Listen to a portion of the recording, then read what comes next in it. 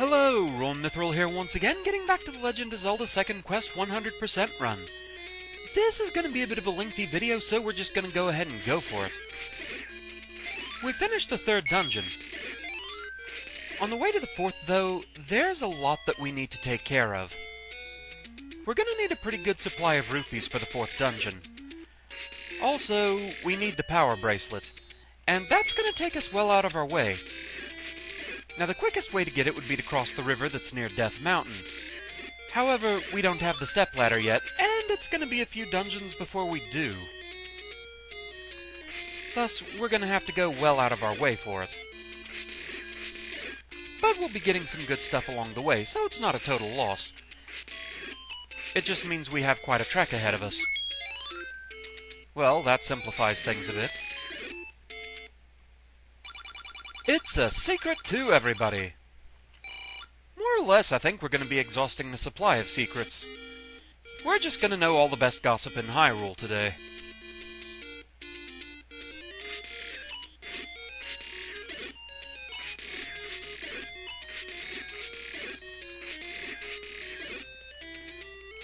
Definitely need to go ahead and get as many of those as I possibly can.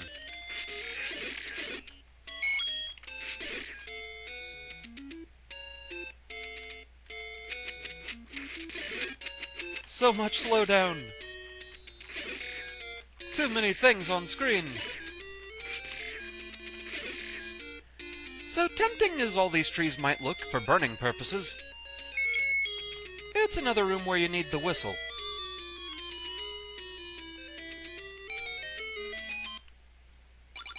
And it's another secret to everybody. We're just getting small secrets so far, but every little bit helps, really. Especially with as many rupees as we need.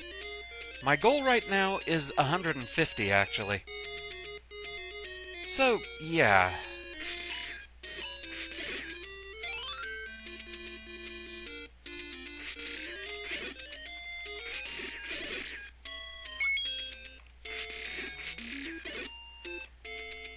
Alright. Now we have another one we need to burn. And that would be you. Secret to everybody, we know the drill. With that, though, we're gonna go ahead and teleport a bit.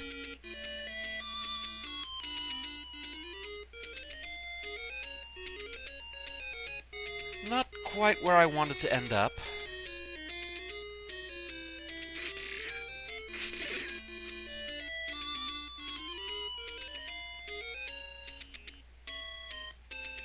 Not there either. I ended up going the wrong way. Oh well, close enough. This should get me where I need to go. There we go, the old Stage 3 entrance. Because to go and get the Power Bracelet, we're gonna have to cut through the graveyard area.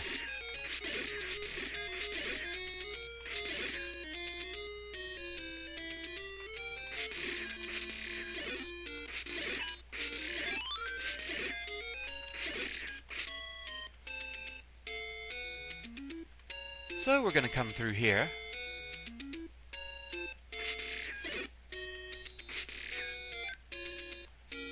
There's one more secret to everybody to get over here.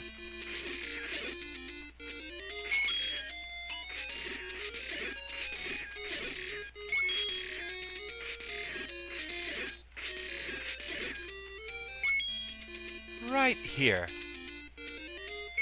This is another one you need to burn.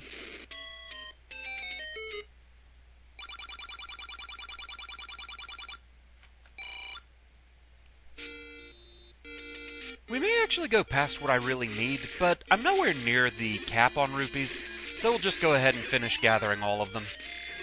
No real reason not to. So with that, time to go through Lost Woods. North, west, south, west. It's still the same path that it was earlier. And we have Lionel's. And we have a very nicely timed clock. Only unfortunate thing about the clock in situations like this is it doesn't really help against P-hats, because they're still counted as being in motion. So that's kind of annoying. I think there was a money-making game down there that you could get if you used the recorder. Also, just proof of concept that the swords from Lionel's can be deflected by the magical shield. Alright, so we have Genie. I'm gonna give him some pals and hope to get some goodies by taking him down.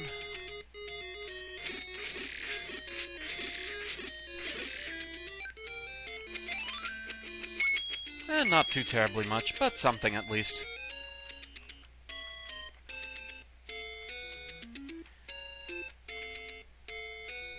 As usual, the clones cannot actually be harmed, but they all disappear as soon as you take out the original. That was a bit better.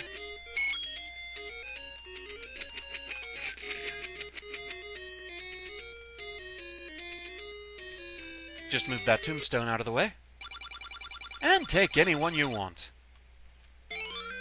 That looks wonderful to me.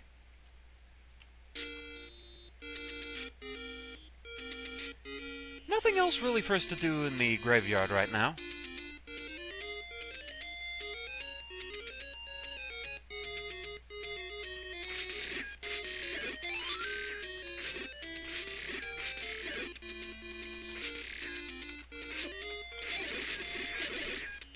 Go ahead and get rid of everyone in here.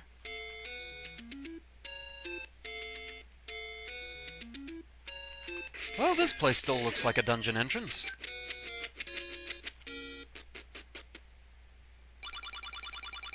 But it's a secret to everybody. It's not a very well-kept secret, dude. You've made your location very obvious.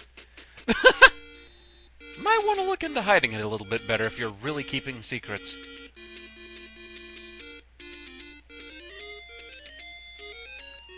So we need to come this way.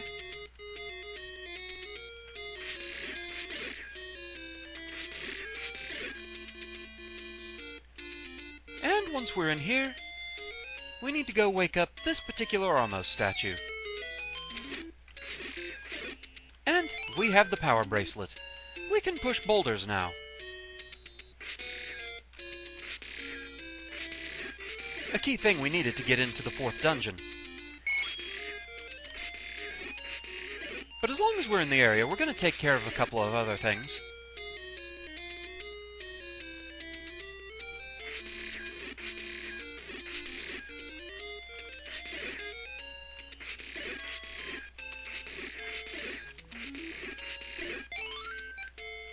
First, we're going to come over here and use a bomb.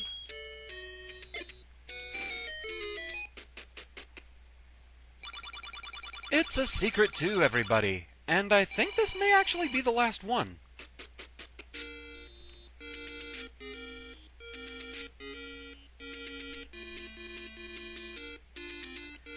We have falling boulders. Thank you for cooperating there.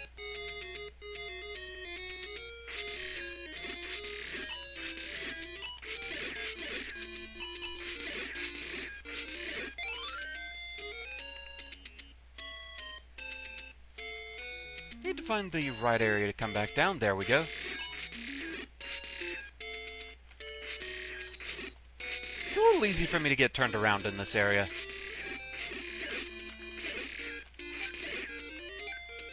But if we move this boulder out of the way... Show this to the old woman. So we have the letter. If we show that to any of the old ladies around, we can buy medicine. Not too terribly worried about that now.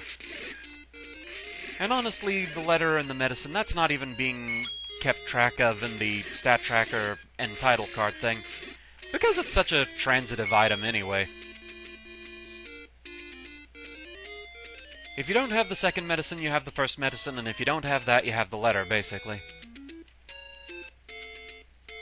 So, chances are I'll have them from time to time, but it's not such a major thing.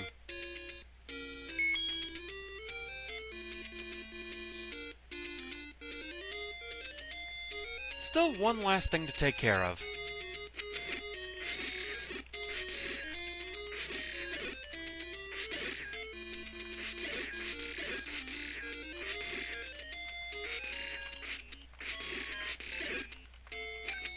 I honestly didn't think I'd have this many rupees again after buying the blue ring.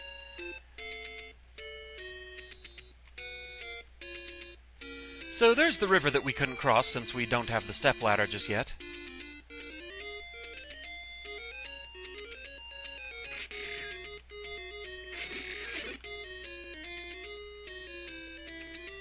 So we're going to come over here and clear this area out.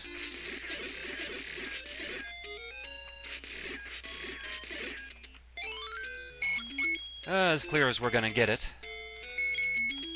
But clear enough.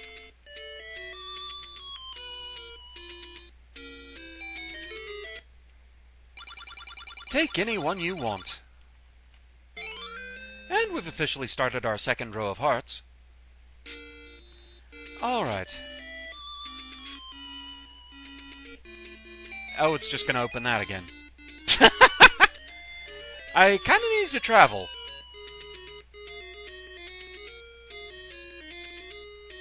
That's close enough.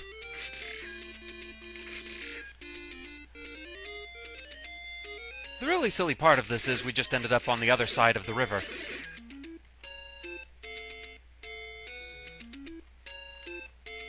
But, well, it's where we needed to be. Yep, there's the river right there. So, we're gonna come this way.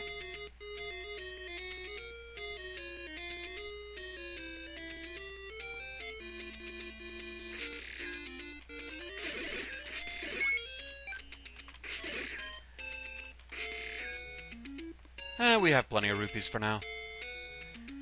So from the first quest you might remember that if you go upstairs 5 times, I believe it is, you found, I think it was the 5th dungeon.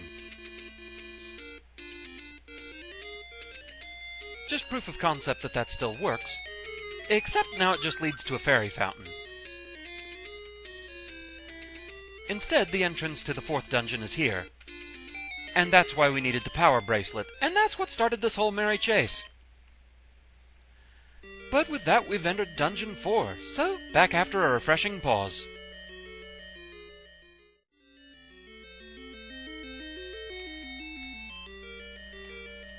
Alright, so time for Dungeon 4. We're just gonna get right to it because this place is kinda long.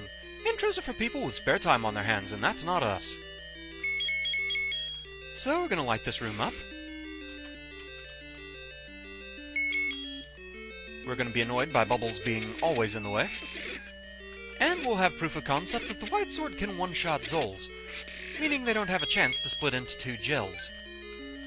Destroying everything in the room gives us a key. So yeah, if a bubble hits you, it does no damage, but it does take your sword away temporarily. But things are about to get far worse. Behold, red bubbles. If they hit you, they take your sword away permanently. Even going into another room doesn't help. Blue bubbles, on the other hand, will instantly restore it. So this is an irritating little gimmick we'll have to deal with. And so we have Dig Dodger, or Dig Dogger, maybe. It's spelled with 2 G's, so it might be Dig Dogger, but I got used to calling it Dig Dodger as a kid. And it's another of those things that there's no real official pronunciation that I've seen for it, so who really knows? That'd be an interesting reference material, just a book full of how to pronounce old classic video game enemy names. I'd buy it. So here's the recorder, you split him into parts, and then you can actually fight him. While he's still whole, you can't really do anything with him. If you set a bomb where he's about to split, you can do a good bit of damage to each fragment, but it won't instantly kill them, so you will have to deal with them in some capacity anyway. Oh no, Bunnies and Darknuts teamed up at last. The White Sword thankfully makes quick work of red Darknuts. It only takes 2 hits to destroy them now. Blue Darknuts take 4. Pulse Voice? 5. Yes, the bunnies are tougher than armored knights. Make of that what you will.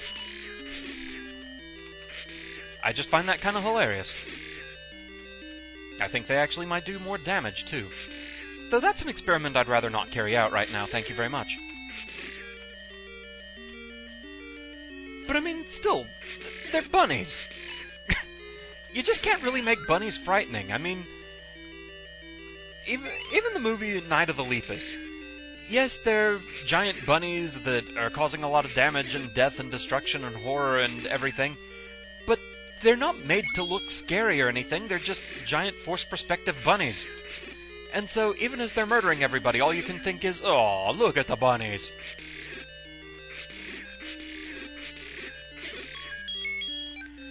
And we get the compass.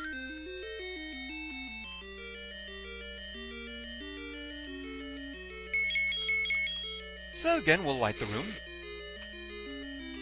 I have a team-up of dark nuts and colored bubbles. Oh joy. And so, of course, it's mostly red bubbles in here, too.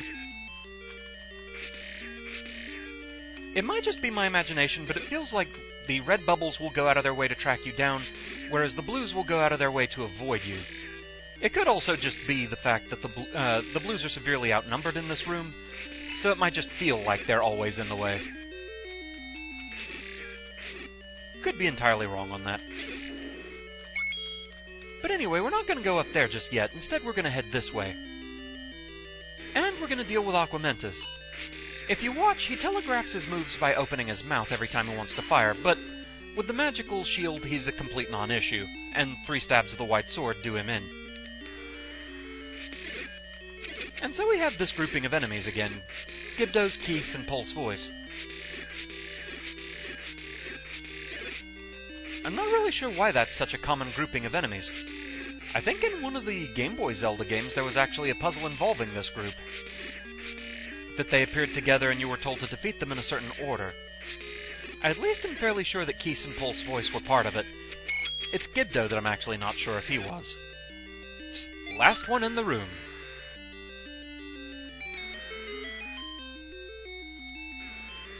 And it's treasure time.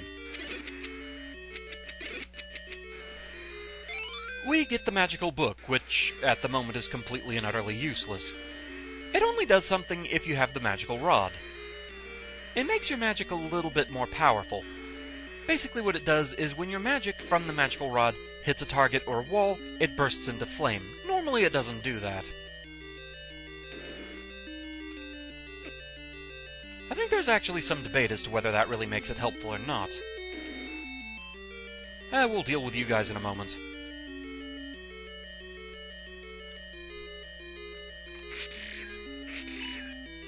But whether it really helps or not, this is a 100% run, so I had to go ahead and grab it.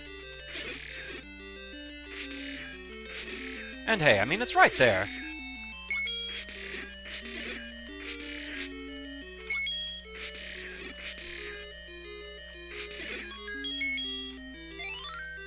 Neither of these can be pushed. But this wall can. I think it's time to spend some rupees. I bet you'd like to have more bombs. Why, yes, I would. An expensive upgrade, but definitely worth it.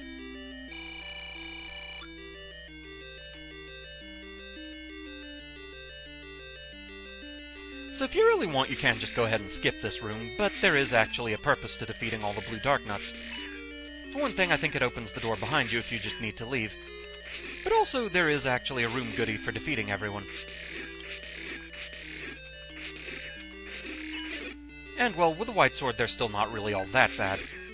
Especially once you get the herd thinned out a little bit.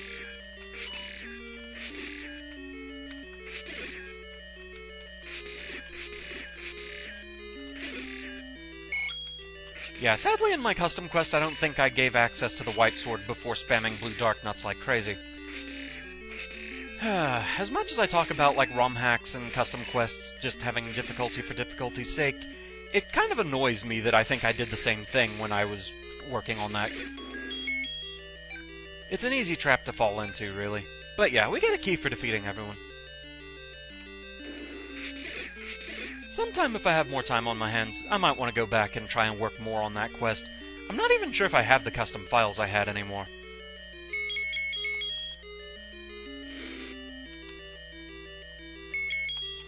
If I go back to it, I might want to change the story up a little bit from what it was.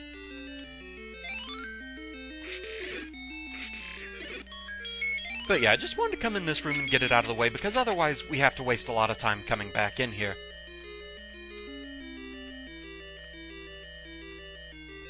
Instead, we're going to go this way. And have this enemy group again. You know, even if Pulse Voice aren't really too terribly bad to deal with just the sword, I'm still looking forward to having the bow and arrows just to make this a little bit faster. But we're still a bit away from being able to do that.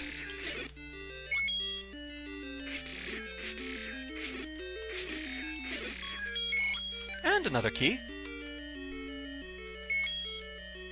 And we can bomb this wall. Treasure room!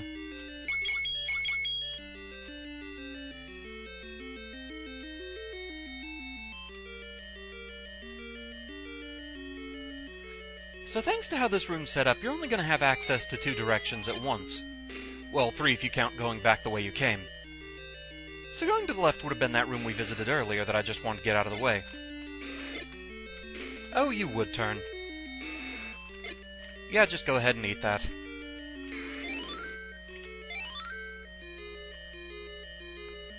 But that's why I wanted to just go ahead and get that room out of the way early.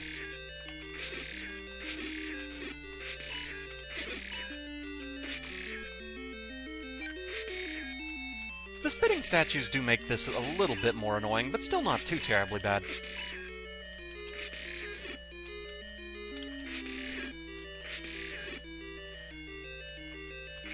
What's kind of funny is how when the blue dark nuts are in groups, a lot of times they'll kind of run interference for each other so that they can deflect your shots if you're using sword beams.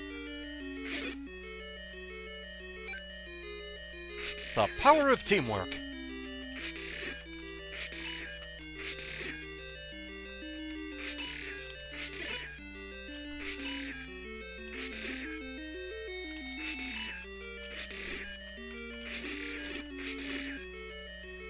We almost have this room clear.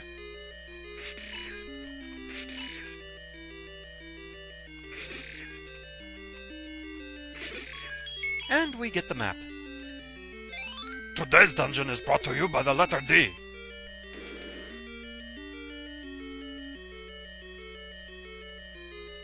So this time we'll go up. And we'll have another room that we need to light. And it's full of keys.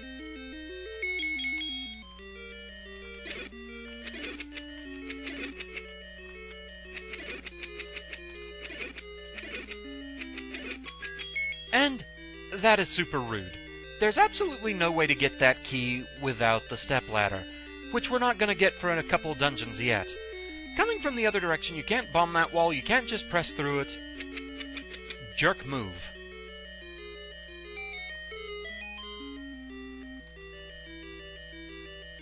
And another room that we're going to have to light.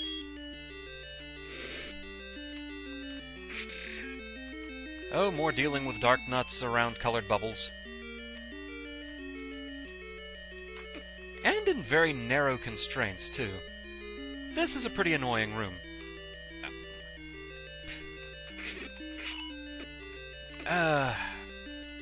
Yes, we got hit with a red bubble.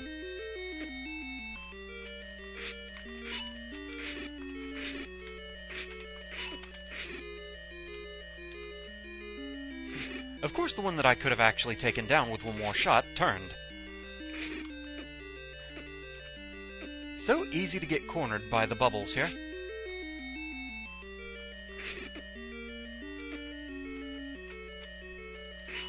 And of course, again, the beneficial ones are severely outnumbered. But we're at least starting to get rid of everyone here, so that's good.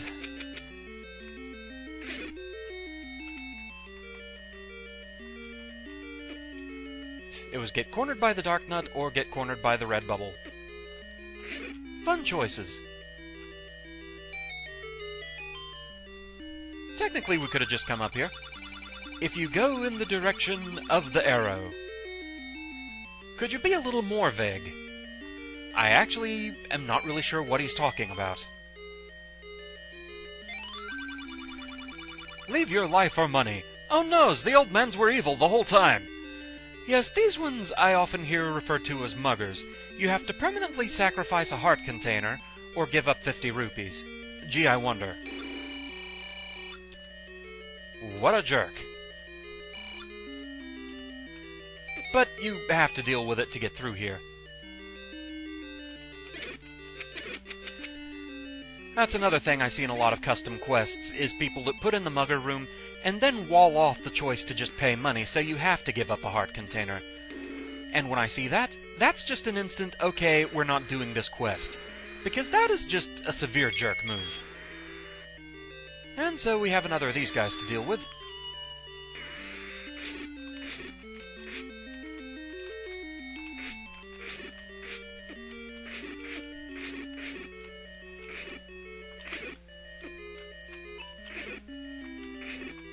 Down to one segment. The statues are going crazy. And we get the heart container. And with that, we get the feeling that, looking at the map, we're not actually done yet. Oop-de-doop-de-doop-de-doop-de-doop. Secret!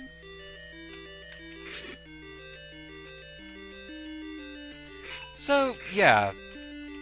That's kind of a silly thing. There's more to this dungeon beyond just what we've experienced so far.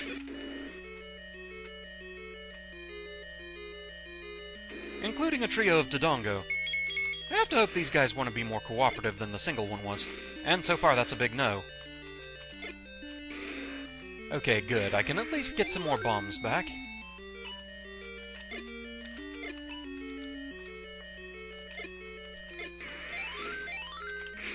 There we go. That wasn't too bad.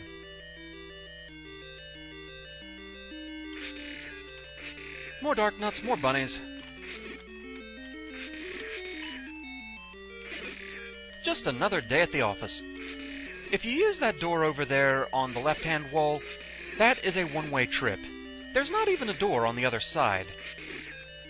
So you can't get in here early or anything. Go out that way and you're going to be repeating part of the dungeon to go back and get the Triforce chunk.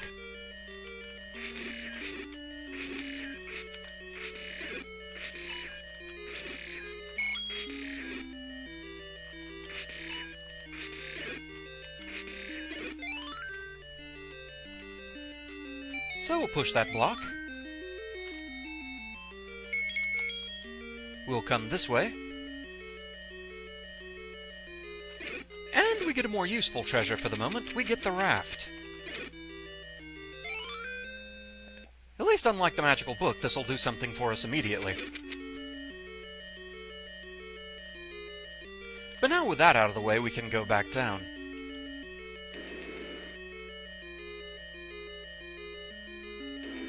Just push our way back in. And now we can have the Triforce. So yeah, that's kind of a silly ending to this dungeon. But level 4 complete. So yeah, that one was a bit of a thing, but we've pulled through. So that's where we're going to call it for now. Thank you very much for watching. I hope you're enjoying the series so far, and I shall see you again next time. Until then, fare thee well.